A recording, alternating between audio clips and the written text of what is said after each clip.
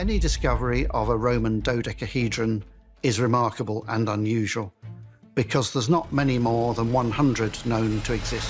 For nearly 3 centuries, it sat in museum drawers, shoved to the back of storage rooms, passed between confused archaeologists like an embarrassing inheritance nobody wanted to explain. 130 bronze objects scattered across the ruins of the ancient world's greatest empire, and not a single Roman ever wrote a word about them. Not one. Not in their military manuals, not in their engineering treatises, not even in their bathroom graffiti, and the Romans wrote about everything. Then, in the summer of 2023, a volunteer's trowel hit something metallic in a farmer's field in rural England, and the silence of 2,000 years was about to be shattered. Because what they found next didn't just challenge what we knew about Rome, it challenged what we knew about who built this civilization in the first place. What you are about to hear has been suppressed, misclassified, and dismissed as a career killer by the very academics tasked with solving it. But the truth is finally out, and once you hear it, you cannot unhear it. Let's set the scene. When we think of ancient Rome, we think of obsessive precision, aqueducts stretching across entire continents, roads so well engineered they lasted 2,000 years, an empire built not just on military might, but on documentation. Absolute, meticulous, relentless documentation. The Romans cataloged their tax records, their recipes, their border disputes, even the names of soldiers' horses. Nothing escaped the Roman pen. And yet, here is the deal. The Roman dodecahedron is a small, hollow bronze object with 12 perfectly formed pentagonal faces. Each face is pierced by a circular hole, and here's the first thing that stops every scientist cold. No 2 holes are the same size. At every corner sits a rounded knob, carefully cast, sometimes individually soldered onto the frame. The craftsmanship is extraordinary, the kind of precision that doesn't happen by accident, the kind of object that takes a master metallurgist weeks, maybe months, to produce. And they made over 130 of them. But here is the catch. Not one, not a single specimen, has ever been found in Rome itself. Not in Italy, not in the Eastern Mediterranean, not anywhere near the beating heart of the empire. Every single dodecahedron has been found in the outer provinces: Britain, Gaul, Germania, the cold, rain-soaked frontier territories where Rome's grip was newest, most uncertain, most contested. What most people don't realize is that for an empire built on standardization, that geographic silence is not just strange, it is impossible to explain. Rome produced objects by the thousands: coins, tools, weapons, pottery, all catalogued, all standardized, all traceable. These objects number barely over 100 across the entire known empire. They have no label. They have no instructions. They have no purpose carved into their surface. And here is what makes the hairs on the back of your neck stand up. Despite thousands of surviving Roman artworks, reliefs, frescoes, mosaics, sculptures depicting every tool and ritual and domestic object imaginable, not a single image anywhere in the Roman world shows a dodecahedron. No carving, no fresco, no mosaic. Not once. Someone didn't just forget to document these objects. Someone made sure they were never documented at all. Before we get to what scientists now believe these objects truly are, let's walk through the graveyard of failed theories.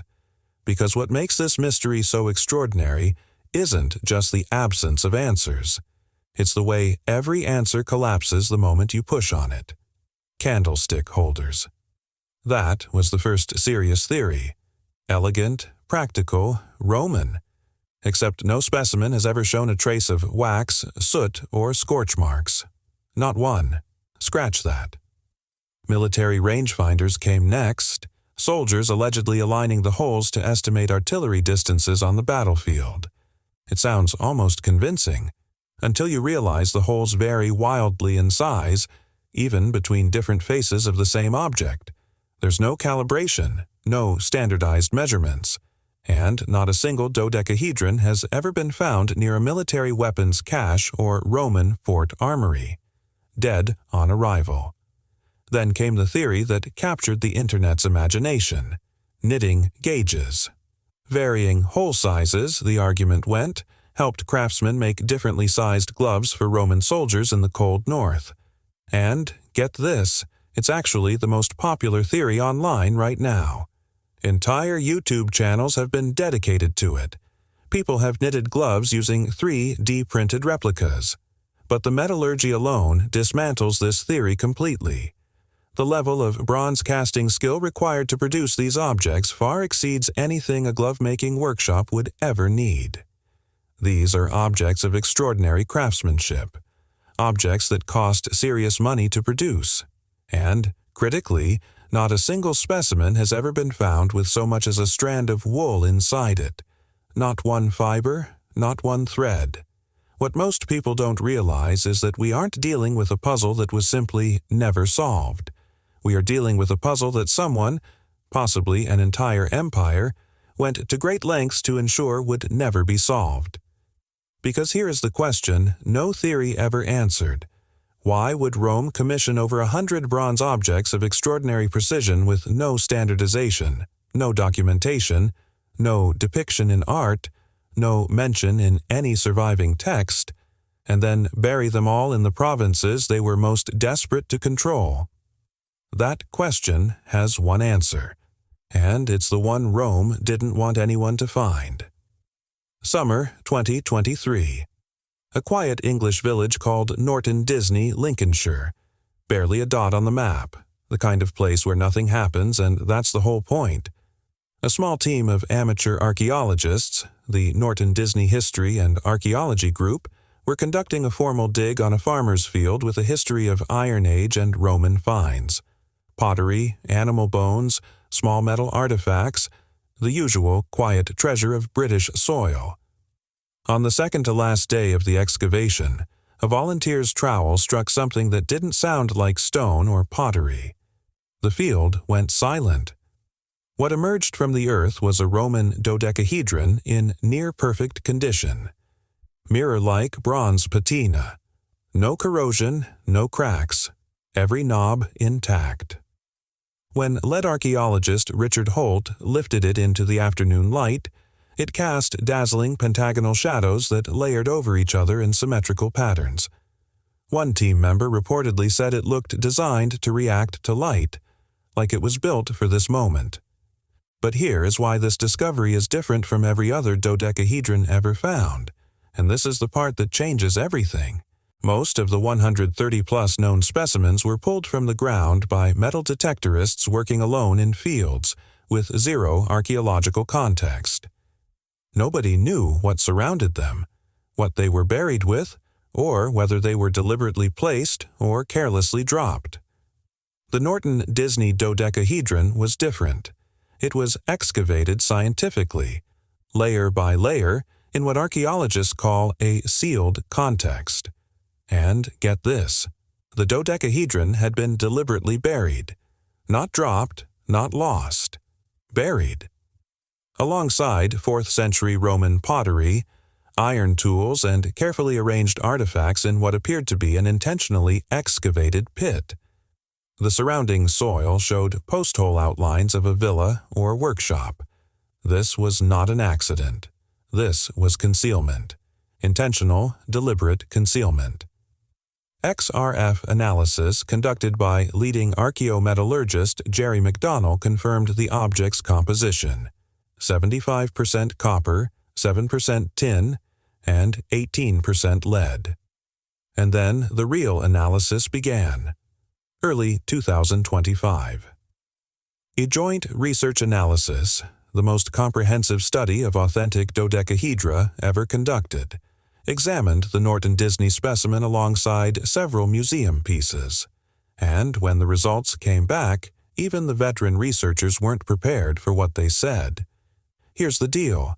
Metallurgical analysis of multiple specimens revealed something that no mainstream theory had ever accounted for. Sealed deep inside the hollow chambers, in 3 out of 5 specimens tested, were microscopic traces of burnt organic matter, carbon particles, oxidized copper salts, animal blood proteins. Botanical residues including lavender, thyme, and pine resin, all plants with a documented association with funeral rites in the ancient world. And the chemical structure of the residue partially matched ancient embalming mixtures. This wasn't contamination from burial soil. The combination was too specific, too deliberate, too consistent across multiple specimens. But that wasn't what made the researchers pale. Among the organic residue, the spectrometry detected a distinct signature: calcium phosphate fused with amber resin and rendered animal fat. Combinations strongly associated with mortuary practices and what historians carefully call liminal ritual, ceremonies performed at the boundary between the living world and whatever lies beyond it. The residue contained cremated human bone. Someone had placed the remains of the dead inside these objects, intentionally, deliberately, as the purpose. Get this, academic researcher Lorena Hitchens, then completing her Ph.D. on dodecahedra at Newcastle University and one of the first experts consulted on the Norton Disney find, noted publicly that the objects show no signs of wear. The edges are unworn. The holes are unsmoothed. These weren't everyday tools taken out and used repeatedly. They were brought out for specific moments, specific ceremonies, and then hidden, buried, and the locations where they keep turning up: burial sites, river crossings, settlement boundaries. In ancient belief systems, these were liminal places, thresholds between worlds. Rivers mark the border between the living and the dead. These objects weren't left at the Roman post office. They were left where rituals happened. Here is where the story takes its most explosive turn. The leading academic interpretation that has emerged from recent analysis is that the Roman dodecahedron is not, in any meaningful sense, Roman.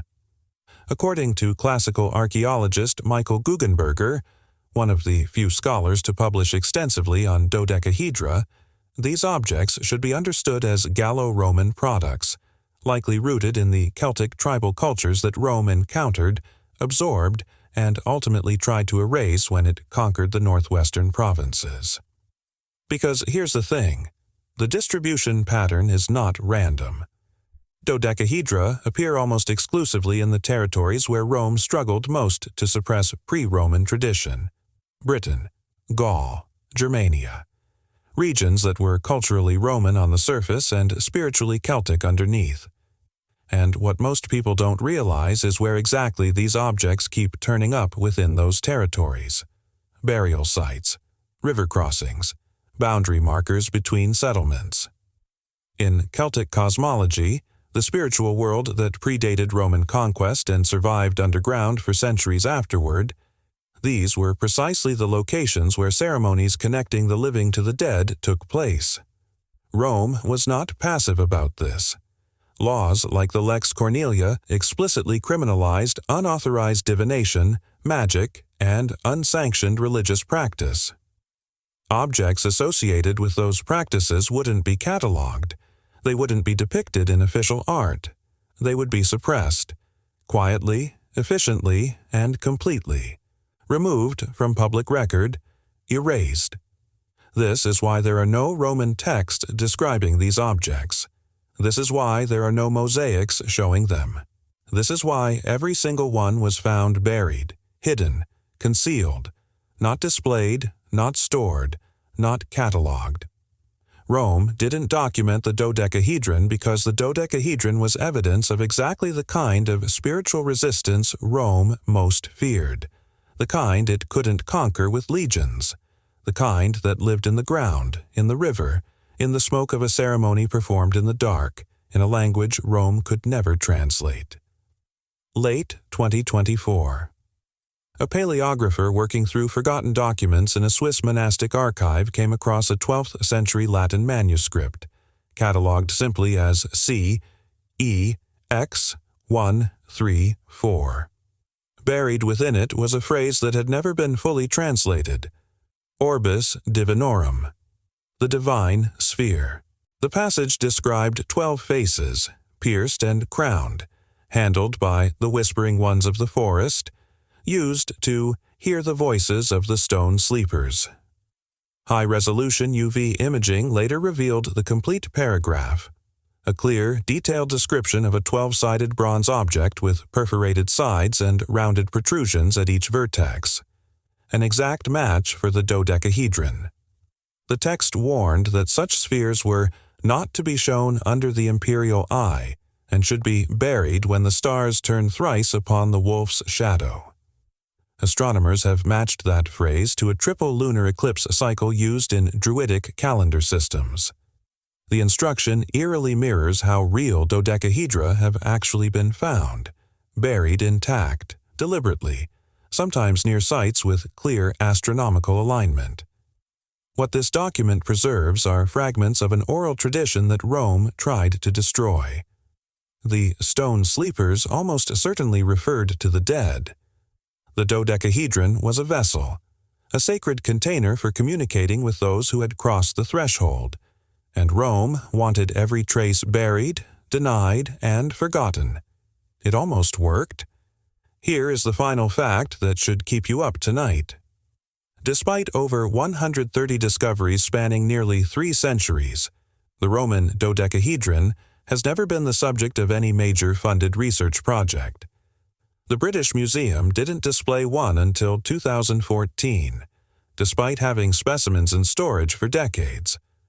A leaked 2022 academic conference transcript revealed one speaker calling it a career killer. Too fringe to fund, too weird to publish. This object wasn't ignored because it was unimportant. It was sidelined because it's inconvenient. Because if the dodecahedron is what the evidence now suggests, a sacred Celtic ritual vessel deliberately suppressed by the Roman state, then the story we've been told about Rome isn't complete. The most documented empire in history had a shadow, a secret it buried in the provinces and hoped the grass would grow back over. And the grass did grow back, for 1,700 years. But volunteers with trowels in Lincolnshire kept digging, and scientists with spectrometers kept looking. And now the shadow is starting to take shape.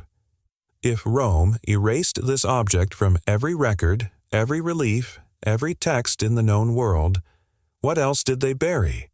What other traditions, rituals, and technologies were suppressed so thoroughly that we've never even thought to look for them? And here is the question that should haunt you. How many other mysteries are sitting in museum storage rooms right now, catalogued, ignored, waiting for someone with enough courage to ask the inconvenient question? Leave your thoughts in the comments. Do you think the dodecahedron was a ritual vessel for communicating with the dead? A suppressed Celtic technology? Or something we haven't even imagined yet? If you want to keep following the archaeology that mainstream history won't touch, smash the like button and subscribe, because we're just getting started.